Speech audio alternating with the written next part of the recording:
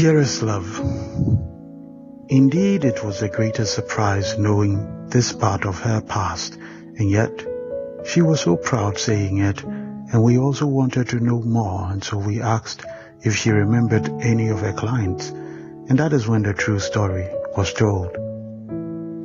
On the street, it is about getting your daily bread, using what you have to get what you need. When I saw this man, all I wanted was to give him what he wanted so I can get what I also need. And after I got into his car, I took him to my usual guest house, and I thought we could get straight to work. But something about his face made me ask if he was all right. He took some time before he asked if we could talk. For the first time, I was not thinking about hours and money. I just really wanted to help see a happy face on this man from nowhere.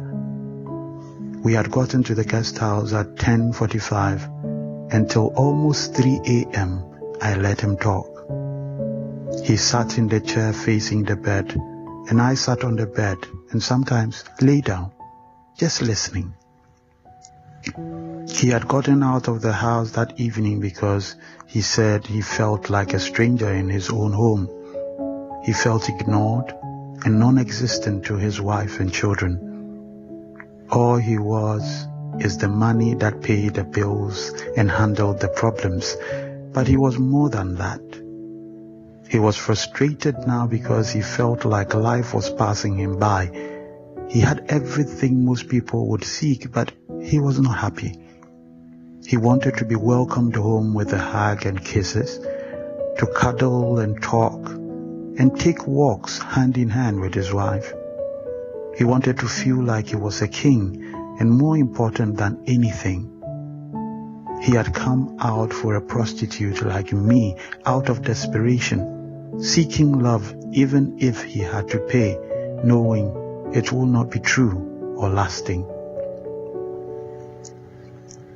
When he sat there with head bowed, saying sorry to me for reasons I did not understand, I got the first seeds of wisdom, and I said to him, "You are a good man, and good men would always have something good in the end. Do not stop being good, and one day you will get your reward." These were the only words I had, but they were from my heart and the truth. This man paid me 150 cedis, which was for a whole night. At first, I wanted to refuse, but he insisted, and I also needed the money. Yet funny enough, that money has been in a savings account for 32 years now. That night changed my perspective on life. I realized that even me, a prostitute, I could help just by listening. And the joy made me believe life was not just about making money, but about helping others who have no one, though they have everything.